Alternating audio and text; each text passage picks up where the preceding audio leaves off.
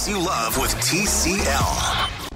These two guys have Minnesota sports flowing in their veins. Mackey and Judd on SKOR North and SKORNorth.com. If you smell what the Rock is cooking. Rocking my rock quarter zip today here for Declan. Declan rocks Love the it. D-Generation X stuff. Did you know, before we talk Timberwolves here and a Rom-Com Rewind on this Friday edition of Mackey and Judd, did you know that as part of WWE Network migrating to NBC's Peacock, that they're going to go back and edit out and whitewash basically all of the controversial and R X-rated content from the late 90s? They're basically going to have to get rid of 1997 through 2001, the golden era of wrestling. Why? No, it's too risque. Val Venus was a porn star basically on Monday nights for 3 years. So. The Godfather had a train. Let's just say a train. Well, is that going to get of women? Night. Yes. Is that going to get put somewhere where people who enjoy this can see it? I don't know. That seems to me to be. The WWE Network was the place for it. Does baseball go and wipe out the summer of '98? Because that was baseball porn. McGuire and Sosa. Are they going to say no more highlights from that summer? Seriously, you can't do that. That's BS, man. It stinks. It's going to wash it out. It's just going to wash out it's all part the of their late history. 90s baseball, late 90s wrestling. Or what do you want from us? Late 90s NFL? Too many concussions? Yeah, I was going to say, yeah. What's next? Jack them up. Never happened. It's very disappointing. And I'm not a wrestling guy. Speaking of very disappointing, are you disappointed that the Timberwolves didn't make any moves at the deadline? I mean, Gerson Rosas has been here for 2 years, and all he has done is shake up the roster and make trades, wheel and deal. And yesterday he decided to stand pat, and he basically said, listen, sometimes you just got to take a look at your roster for 5 minutes and see what happens. And so we want to see what this team looks like down the stretch. So what Gerson, in fact, I jumped on that Zoom call that he did yesterday. And what Gerson said is exactly what we talked about, and I agree just completely. How do you make changes when you, at the deadline a year ago, which because of the difference in the pandemic shortened or altered season was in early February, he blew up his roster. Starting with the Jeff Teague trade, by the time he got done making all of his moves at the deadline 2020 in February, the Wolves had two guys left from the previous season, Cat and Okogie, okay? Yeah. So to Gerson's point yesterday, and he's right, is we got to see what we've got. And it's hopeless right now. I mean, the team is completely done. So you've got a new coach who so far has not coached a game with D'Lo. I think they had Malik for a game or two before the 12-game suspension kicked in, and that's going to end. Malik's going to return on Saturday against the Rockets. But the point being is, could they have made a trade to get a power forward? Yes. Would they have had to give up probably too much? Yes. Is it wise at this point? No. Man, you've got to evaluate. I hate to say it, but in this case, I'm with Gerson. How do you make moves again, Phil? You just, at some point in time, you've got to say, okay, we've seen or at least gotten a glimpse of D'Lo, Cat, Ant, Beasley, all of these guys at least in the same rotations. And now we sort of know, as opposed to Aaron Gordon's going to save the day. So this is one where I'm not saying Gerson's doing a great job because he might not be. I am saying I get the hesitance to continue to make moves when the amazing stat we will come back to until it changes is D'Angelo Russell and Karl-Anthony Towns have played 5 games together, and I know it's been interrupted. I know guys have been hurt, and I know Cat was sick, but it has now been more than a year, and they've been teammates on the floor at the same time for 5 games. Yeah. I mean, all right, I think if there was a chance to land, some sort of cornerstone type player, and by the way, I don't know that Aaron Gordon is that. Aaron Gordon was being looked at the trade deadline by 5 or 6 different teams, and I think the way that people were talking about him was him as this final piece to a final superstar piece to a championship puzzle, and maybe he winds up being that for Denver.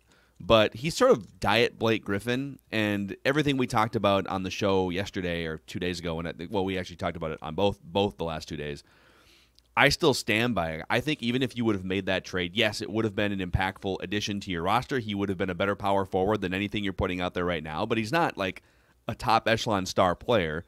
And his contract is up after next season, so you're at the mercy of whether he wants to re-sign with the Timberwolves. I think there are like 5 or 6 players right now on this roster that I'm interested in sticking around, and everybody else is fair game. Whether you had a chance to deal these guys at the deadline yesterday or whether you had like Ricky Rubio, for instance, Anthony Edwards, Karl-Anthony Towns, if he's all in, and sometimes I wonder, Jaden McDaniels, Jalen Noel, and maybe Jared Vanderbilt and Naz Reid as energy big guys. I like those guys. Everybody else is expendable. And the Ricky Rubio conversation, so the Clippers had some interest in him. I like the fact that he is a leader behind the scenes, and I like the fact that he has a connection with Anthony Edwards. Those are good things. I don't want to pay $17.5 million next year for a leader that can't shoot and turns the ball over in the fourth quarter like he has, at least lately. So I'm like if you had a chance to offload Ricky Rubio and you didn't pull the trigger on that yesterday, I would question that. Because I just don't know if you can justify paying him $17 million next year if you can use his expiring contract this offseason to land some other type of valuable chip, whether it's a player or it's involved in a trade for draft picks. I'm here for it. But the Ricky Rubio thing is the thing that I was like, I really thought they were going to have a chance to trade him, open up some salary cap space, and maybe get an asset back. But I guess we'll never know what the official offers were. But the Clips got Rondo, right? So, I mean, I don't know if I can get a guy who is known for being fantastic in the playoffs, or I can get Ricky Rubio, who has, who likes to change his face. I'm going to take Rajon Rondo 100 times out of 100 times. And I do think that there are going to be significant changes in the summer. I would be very surprised if Ricky is back with this team. Like, he just doesn't. He might be great off the court, but what he brings on the court to me, and people are now saying, well, look, I mean, he's improved a lot from the start of the season, which might be true, but I mean, you look at that game, right? Does that game really fit 2021? No, it does not. We set such a low bar for him. I know. We set a ridiculously low bar. Well, for him. and it's Dude, you've just been in sort the of league for 10 us. years. Learn how to shoot, for God's sake. And that's just sort of us, though, like as sports fans here. Our bar continually. It's amazing how we buy into the bars the team set eventually. Well, that left guard's going to be an improvement on Dakota Dozier. You better watch out. Watch out for what? Dakota Dozier was terrible. And yes, Ricky, because we loved him initially, and he was a fun player at one time. But I think that Rosas is going to make significant changes coming up in the summer that I just can't get worked up about the fact that he didn't do it now. Because, I mean, Chris Finch still can't tell you what he's got with the current collection of personnel. Yep. Like, he really can't. Yeah, I'm with you on that. I think Chris Finch getting in, 6-8 weeks, whatever's left in the season here, middle of May, I think, is when the season ends. Chris Finch getting some time to sink his teeth deeper into this roster is going to be a good thing, because then he's going to be able to find out, all right, who are we really building around here? Is Anthony Edwards going to be able to retain some of the coaching? I did see an anecdote the other night. So Anthony Edwards, earlier in the week, was taken out of the game in the fourth quarter. Yes. Because he was just like, sometimes he's amazing, and then other times he just goes completely AWOL and makes terrible plays, and he's 19 years old, so it's to be expected, right? And Chris Finch takes him out of the game, basically punishes him for just not having his head in the right spot. Mm-hmm. And then those two guys the next day sat down together, watched film of the fourth quarter and the rest of the game, so that Chris Finch could explain to him, this is why I pulled you out. This is what we need from you, et cetera, et cetera. And Anthony Edwards seemed to be, at least in his public comments to the media, seemed to be fine with it. I love that. I think that's the type of tough love that young players probably need in the NBA sometimes. But you also, you have to balance. You can't just be Tom Thibodeau browbeating. You're going to flame out in 2 or 3 years like he always does. Can you provide enough tough love to get the respect, but also be kind of a player's coach? I think that's the nuance that you have to balance. But the problem then is, like, he comes out and he just, like, Anthony Edwards just comes out and, like, plays the same way half the time. I think he's a kid anyways. Yeah, I think he's a player who's going to need a lot of reminding about what you need from him, at least for the first few years. Perhaps after 2 or 3, it'll start to catch on. But what I like about Finch, too, is I think he's smart enough, and this is the fault of guys like Tibbs, and it's more so, I think, a football coaching problem, but Tibbs, of course, comes off like a football coach. Tibbs always seemed to me to treat everybody the same, which you can't do with pro sports. Like, you've got to know that I can sit Ant down and tell him just straight up and show him film, and it's going to work.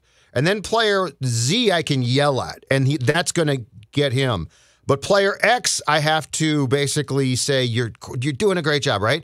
Tibbs' problem was in the football mentality, everyone's the same, it's a team. Well, in basketball and sports like that, I don't think that works. So for Finch, I like what he's doing. But the most important question that's going to have to be answered, at least to a degree, by the time this season ends, and I believe the Wolves have 26 games left, by the time this is done, and this is why D'Lo come back so important, they've got to have a clue if this works. Like, I don't think you can start training camp and be like, oh my God, this doesn't work. I think you have to have a clue by the time the offseason hits, Phil, is for what Chris Finch wants to do, because this is his team and it's clearly going to be his team for a while. Do D'Lo and Cat and then surround them with guys like Beasley and Ant, blah, blah, blah. Does that work? Because if Chris Finch coaches D'Lo for 2 solid weeks and says, I got some problems here, like, that changes the dynamic of our conversation about this team entirely. And it's not beyond the realm of possibility that could happen.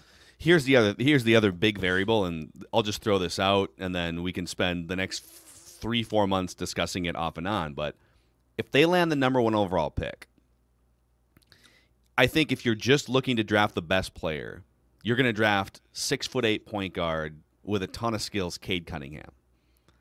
And you're going to have Cade Cunningham and Anthony Edwards as your young 19, 20-year-old backcourt. And where does that leave D'Lo? So some of this is going to depend on, the lottery's going to hit in May or June, and you're going to find out if you keep the pick for 1, and then where you're drafting and who you might select.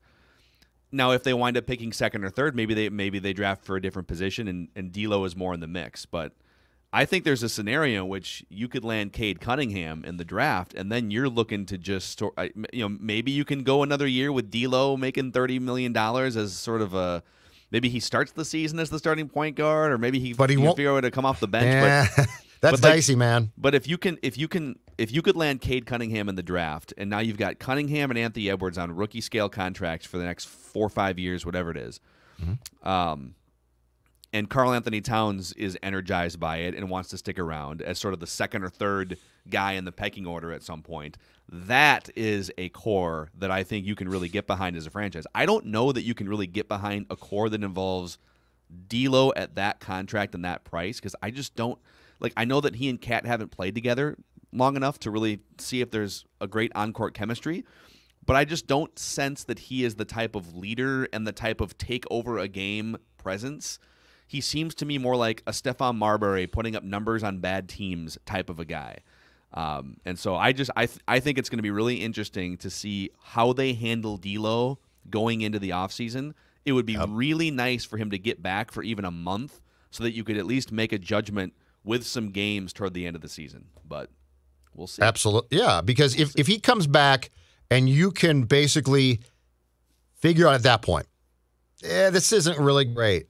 I mean, that changes your entire thought process too. And look, they've got the talent, or they should eventually here, with what they're doing to make that decision. And Chris Finch is going to have a huge say here. Like, I don't think Chris Finch is going to look, unless I'm totally wrong here, at D'Lo play and say, yeah, I'll make this work. I think he'll probably tell Gerson flat out, you know what, yeah, it's fine, it'll work, or no. And if the answer is no, it's going to be very intriguing. And back to your point about Cunningham too, Phil, there is no way on God's green earth, in my opinion, that if you were fortunate enough to get that pick and take him, that halfway through the 21-22 season that you could go to D'Lo and be like, hey, buddy, it's been fun, but you're a backup now. I don't know that the ego can take that. And like in pro sports, with a guy that perceives himself as a really good player, a max player, so yeah, there's a lot of questions to be answered to me that would have put the brakes on saying, it's deadline day, boys. I got to do a deal if I was Gerson Rosas. Yep. And by the way, D'Lo has, after this season, has 2 more years left in his contract, $30 million and $31 million. So yeah, it'd be nice to drive that car and see what it looks like on the road. Our Timberwolves discussion today, powered by our friends and friend of the Timberwolves, Federated Mutual Insurance Company. If you're a business owner and you're a tortured Minnesota basketball fan, all in one, well, Federated is here to empathize and support you, give you peace of mind, and help you with risk management tools. That's why they launched MyShield. It's the online client destination for risk management resources. Find out more about how MyShield and Federated can help your business at federatedinsurance.com. And remember, at Federated, it's our business to protect yours. Also, I saw, speaking of basketball, former Timberwolf Jamal Crawford did, I can't remember what platform, but he was on, I don't know if it was like Inside the NBA on TNT last night, but he showed that he's still using an old school BlackBerry phone with like the little buttons and stuff. Hell yeah. It's got to be like 10, those 15 still year work? old phone. Oh, yeah. Oh, I didn't know those still would work. From what I remember, those things are like indestructible phones. Like they can survive the test of time. Okay. And so I love he my said BlackBerry. he can't like be on group text threads with his old teammates because like the BlackBerry doesn't support that. Why can't he make the switch? I mean, he certainly has enough money, right? The Like guy it's- probably banked $150 million playing basketball. It's weird. Now, when I made the switch, the typing mechanism is really difficult for like a week and a half or so, but you adjust very quickly. You had a BlackBerry? Yeah, one time at the strip. Wow. I think we had Blackberries. We definitely had a keyboard that was a keyboard, which I liked at the time. And then when I switched to the iPhone, because my thumbs are fat, it tends to hit 2 keys at once. But then I just got used, like your brain just adjusts. I don't know how. That's why all of Judd's text messages to us are just like filled with weird typos and stuff. It's just crazy. I've So anyway, adjusted. so I bring it up because, Jamal Crawford, you might want to get in touch with our friends at Wamatech. All right, Wamatech is I love where you're here going. if you've got a broken down phone, tablet, laptop. Might be time to break down and get a new one, Jamal. Wamatech is a trusted supplier of pre-owned phones, tablets, laptops, and new accessories. And they also source their own pre-owned devices directly and pass the savings on to you. They'll even buy your old device for cash. Buy, sell, trade in, whatever you need. Wamatech.com. That's Wamatech.com. All right, I think we just fixed the Timberwolves' problems there all in one. I'm excited. I'm actually more excited for the offseason now because the rest of the season, it'll be fun to watch like Ant and D'Lo come back and stuff, and I'll still be watching the games. But the NBA offseason injected into my veins this year because I think Gerson is gearing up. You've got all these different rumors that have popped up the last year, and he will make deals. So I'm here for it. What's your greatest hope? Like, because it's obviously a lost year now, off the rails. Like, as a Wolves fan, what's your goal? Like, is a best case just you see something and it's positive? You're saying like not the Cade Cunningham hope, but like the hope. No. I'm saying in season. I'm saying I believe there's 26 games left. In those hope, 26 games, what's your hope? This is going to sound crazy in today's basketball game. My hope is that Anthony Edwards stops taking so many threes and replaces those. Like instead of taking 8 threes or 10 threes in a game, take like 4. And have them just like definitely take the wide open spot ups if there's ball movement and the ball comes to you and you're wide open. Definitely take that 3, but replace some of those threes with drives to the rim. If we start to see him understand how to play efficient offensive basketball at age 19, that's a huge sign that he's going to become the superstar of this team. So that's the one thing I'm. It's kind of like a couple years ago when you're watching the Twins and maybe they're not playoff ready. Like what are you looking? They're under. There's a couple seasons there earlier where it was like, all right, they're not going to make the playoffs. You're watching Byron Buxton. You're watching Miguel Sano, and you're trying to figure out, are these guys gonna make the turn as star players that can carry the franchise? And well, that we've had mixed results there. But I'm watching for that, and I'm also watching, some of those guys that I listed off at the beginning of the segment here. Jalen Noel, like if Ricky Rubio is gone, is Jalen Noel stepping? Is he a starter who's going to play 30 minutes a night? He certainly shoots well, and I like he's him a got lot. Presence, right? I like him a lot. I'm looking for those things, I think, more than anything else. So, all right, good talk there. Let's pause for a second, and then we're going to mosey into 2-week hiatus for Rom-Com Rewind. But one of the classics of the early 2000s, Rom-Com Rewind, Sweet Home Alabama.